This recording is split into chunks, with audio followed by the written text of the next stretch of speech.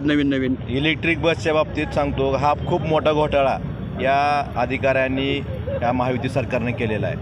आणि इलेक्ट्रिक बसमध्ये जवळपास 5000 बस येणार आहेत, त्यातल्या काही बस आलेल्या आहेत। त्याचा जर आपण रेट बघितला तर इलेक्ट्रिक बसमध्ये त्या प्रवासी असू नाही तर नसू त्याला 62 रुपये 72 रुपये वेगवेगळ्या बससाठी रेट आहेत, त्या कंपनीला देणं बंधनकारक आहे।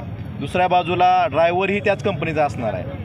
आणि मग त्यावेळेस जर ड्रायव्हर कंपनी देत असेल आणि अशा 5000 बस जर एस टी महामंडळाच्या ताब्यात आल्या तर आता जे एस टी महामंडळाचे कर्मचारी आहेत त्यांना ड्युट्या मिळणार नाहीत, मग त्यांच्या पगारीचं काय, त्यांच्या पोटापाण्याचं काय। दुसऱ्या बाजूला शासनानं घोषणा केल्या वेगवेगळ्या योजनाच्या, त्या योजनाचे पैसे जरी एस टी महामंडळाला दिले तरी भाडेवाढ करायची गरज नाही।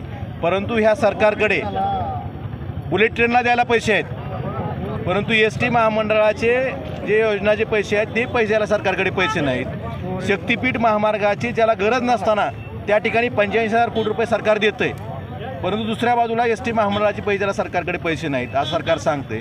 एका प्रकारे सरकारला हे खाजगीकरण एस टी महामंडळाचं करायचं आहे आणि भाडेवाढ करून म्हणजे खाजगी ट्रॅव्हल्सच्या बरोबर भाडं नेलं तर लोकांना नाईलाजानं खाजगी ट्रॅव्हल्सकडे जावं लागेल।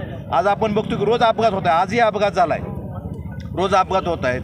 15 वर्ष होऊन गेल्यानंतर सुद्धा बस अजूनसुद्धा रस्त्यावर एस टी महामंडळाचे फिरत आहेत, नवीन बस घेतल्या जात नाहीत। मग खाजगीकरण करायचं, दुसऱ्या बाजूला बुलेट ट्रेन शक्तिपीठसारख्या महामार्गाला पैसे द्यायचे, पण ज्या योजनामधनं सर्वसामान्य माणूस प्रवास करतो किंवा ज्या योजनाचे पैसे शासनाकडे थकीत आहेत त्या योजनाचे पैसे जरी दिले असते सरकारनं महामंडळाला तरी भाडेवाढ करायची गरज पडली नसती। त्यामुळं अशा सरकारचा, या महायुती सरकारचा निषेध आम्ही करतो आहे। आणि सरकारनं सर्वसामान्याची जी एस टी आहे ती सर्वसामान्याची राहायची असेल तर एस टी भाडेवाढ मागे घ्यावी, ही मागणी आम्ही उद्धव बाळासाहेब ठाकरे या पक्षाच्या वतीने सरकारला करतो।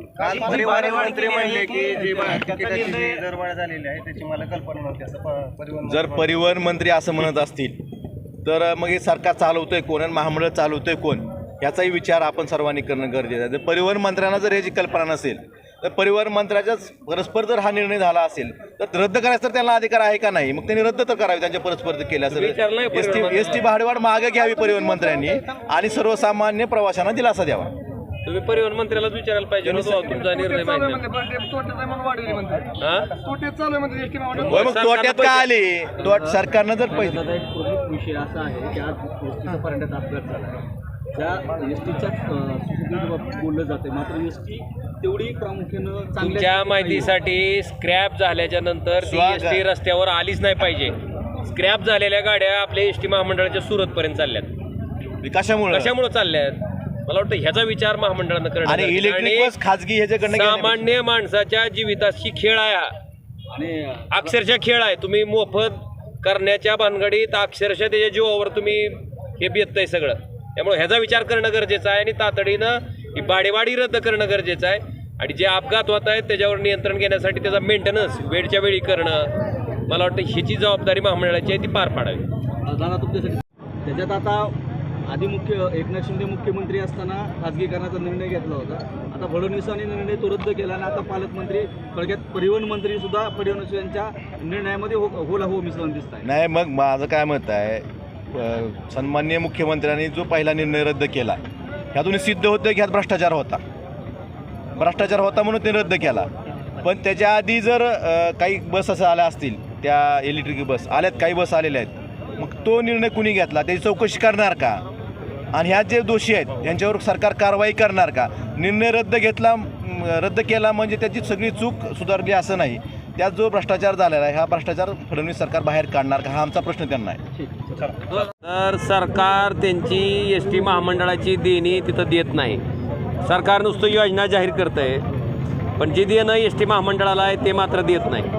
ती देणं जर राज्य सरकारनं एस.टी. महामंडळाला दिलं तर मला वाटतं अशा पद्धतीची भाडेवाढ करायची कुठलीही गरज त्या ठिकाणी महामंडळाला पडणार नाही. एकीकडं सरकार सांगते आम्ही हे मोफत देऊ, ते मोफत देऊ, आणि अशा पद्धतीनं एस टीमध्ये प्रवास करणारा माणूस कोण आहे? सर्वसामान्य माणूस एस टीनं प्रवास करतो. सर्वसामान्य माणसाला प्रवास करण्याचा अधिकार मला वाटतं केवळ एस टीमुळं आहे. आणि अशा सामान्य माणसाचा किस्सा कापायचं काम जर सरकारी भाडेवाढ करून करत असेल तर मला वाटतं त्याचा धिक्कार आहे. आमची मागणी आहे की तातडीनं जे भाडेवाढीचा निर्णय त्या ठिकाणी एस टी महामंडळाचा घेतला गेला आहे तो ताबडतोब त्या ठिकाणी रद्द करावा आणि सर्वसामान्य माणसाला दिलासा द्यायचं काम त्या ठिकाणी सरकारनं करावं, ही शिवसेना उद्धव बाळासाहेब ठाकरे पक्षाची मागणी आहे. दादा, सध्या जी